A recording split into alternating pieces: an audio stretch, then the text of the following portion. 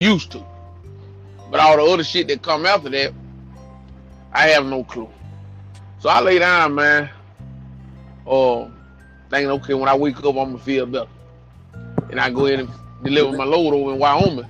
And at that point, from North Dakota to Wyoming, it was only about 320 something miles. Now to the lay person, oh, that's a good drive. But to a truck driver, that ain't shit, man. That's free money. That's literally a picnic. But it wasn't that night. Man, I couldn't hold my balance. My head felt like it was on a swivel. That bitch just falling left, falling right.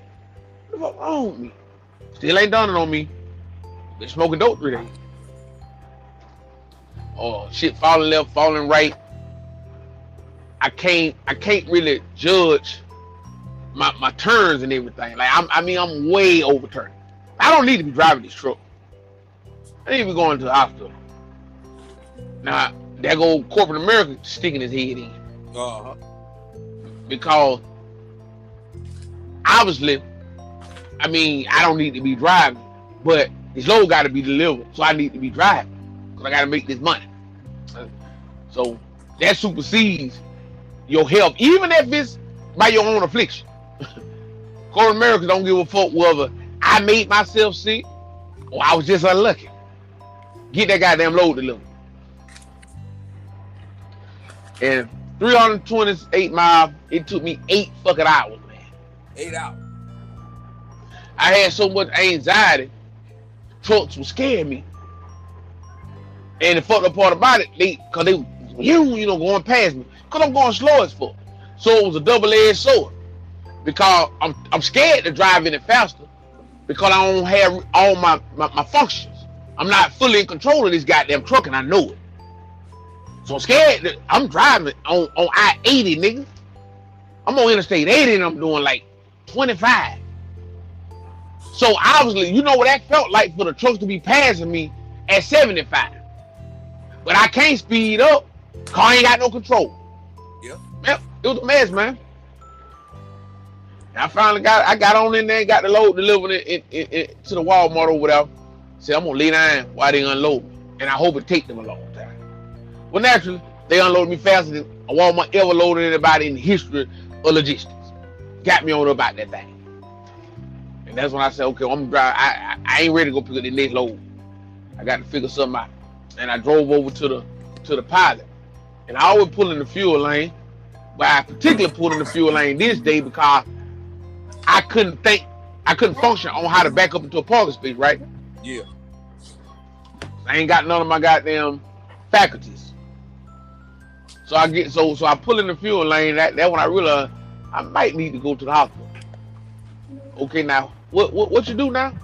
I need that thing. I need that what that thing called? What, ambulance or 911? Now my phone. It went in instant. I can't remember what that was called. It's a thing that you can use and reach people. I couldn't remember what the phone was. I looked at it in the cup holder. That thing right there. Picked it up. Now, what is that number when you need some help?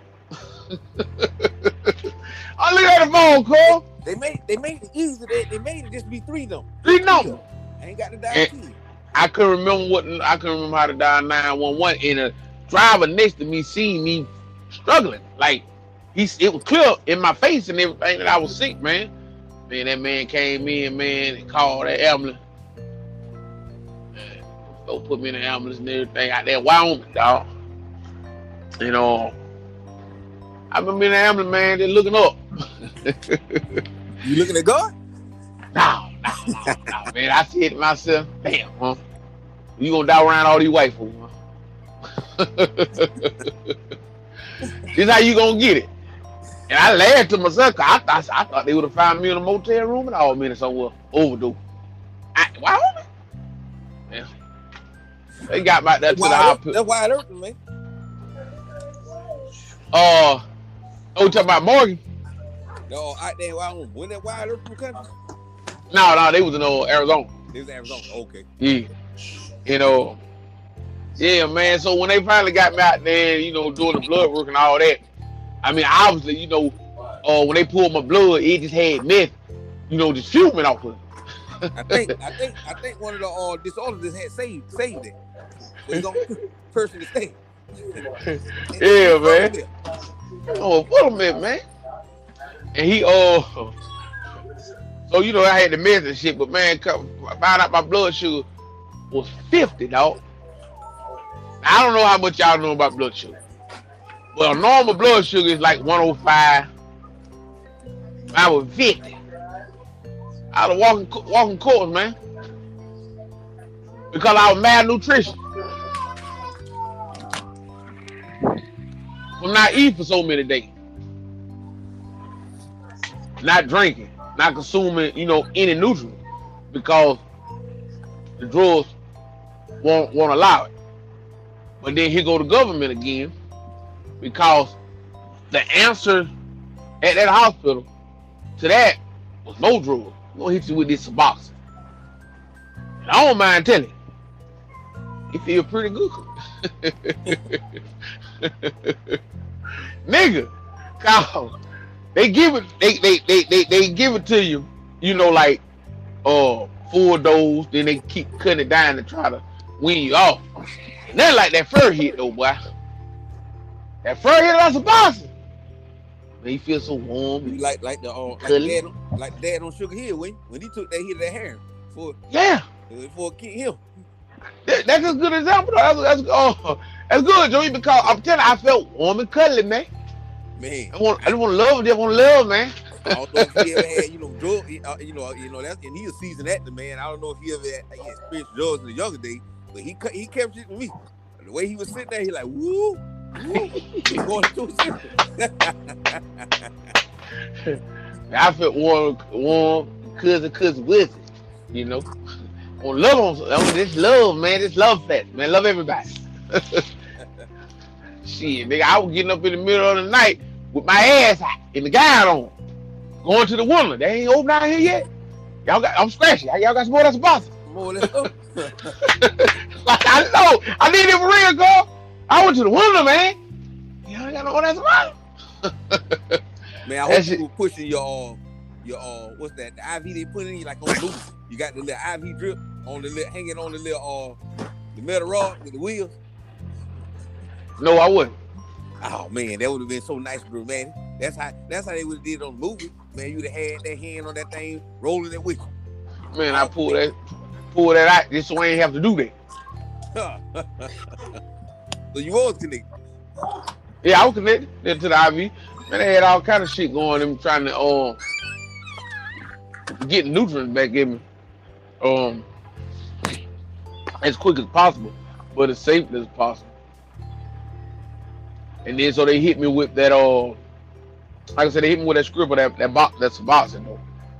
And being that that's on the legal side of things. On the legal side of things, legal drugs, they make that in the professional lab, not in some trailer park. Yeah.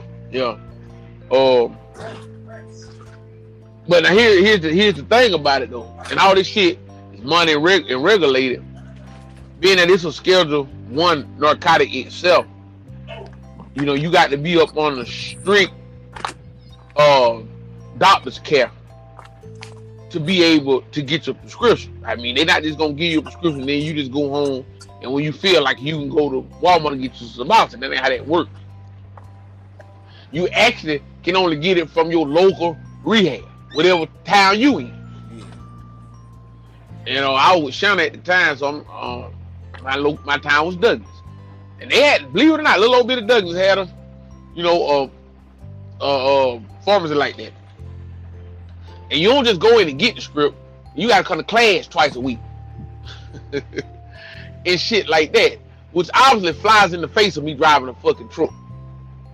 So I gotta make a decision. Use this medicine that scientifically been proven to help you get better and get off this other shit, or go to work. Which one you gonna do? Well, fuck that script. And I can't my ass on back to work, man. And that seemed to be how it went for me. The reason why I had so many stints in rehab was because I can't do the follow-up. Not to mention the antidepressant they put you on, or them shit give you medicine head. I can't drive the truck like that. I mean, they got me on 4 or 5 different medications. If it's scientifically proven to work, but they still drugs. So that that we go with this whole thin line between the good drugs and the bad drugs. You got to have the good drugs to get the bad drugs. When the best thing to do is don't do no drugs. It's cautionary tale, I'm telling you, motherfucker. Because I mean, look at all this shit that going. Ain't none of this getting into the shit. But trying to get out is a fucking madman. So I was always trying to grapple with. I mean, you got to be complete 100% junkie or none, or you got to be complete 100% junkie or none at all. What I'm saying is, like, ain't no programs in the middle. You got to be 100% dedicated to not getting high at all times, or you got to say, fuck it, I'm trying to go ahead and be part of regular society. But ain't no middle ground to it, man. Exactly. Because I can't just sit there and go to no motherfucking classes 2-3 times a week. And again, I can't be doping myself up even with legal drugs and drive a truck and all that shit. You know what I mean? Like, yeah, it's a complex dichotomy, dog. It really is. It ain't no picnic, dog. It's a motherfucker. And does it happen like with the government? We know it got to be regulated. But then again, everybody at those programs and those methadone clinics and places like that, all them jobs and shit, man, that's money. Man, all day. So do they really want you to quit? Because why would they make it that there's no middle ground with the shit?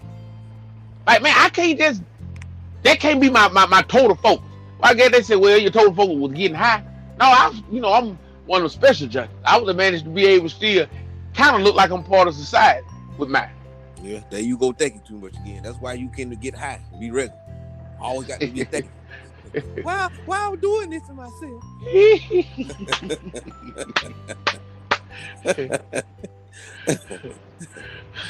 But continue. Yeah.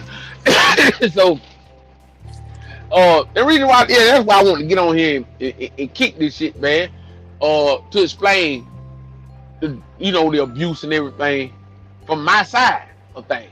Because spiritual man, had his, his dealing, and I had mine totally different, but you still end up in the same destination on fucking dead. So both y'all had sugar game. You just had it your way. Yeah. He had it. I had mine. Yeah. But y'all both had. We both have them. They laugh. So man, my shit, I was, like I said, it's just so different, man. I can just give you tale after tale, fable after fable of shit that I encountered through all these years of being out here on the road, man. And it wasn't pretty. I had some heroin, narrow escapes, from drug dealers and bitches nutting up in motel rooms and bitches being found dead I seen in the paper that I had fucked the bitch the day before. I had been in the room with her. All kind of shit, man. But none of that was enough to curtail me. And as I sit here, right now, ain't nothing changed, man. I always want to get high. Just a couple more names.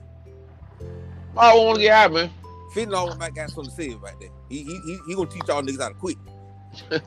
Yo, he gonna quit you for you. Yeah, he quit exactly. Strong say. Man, this girl.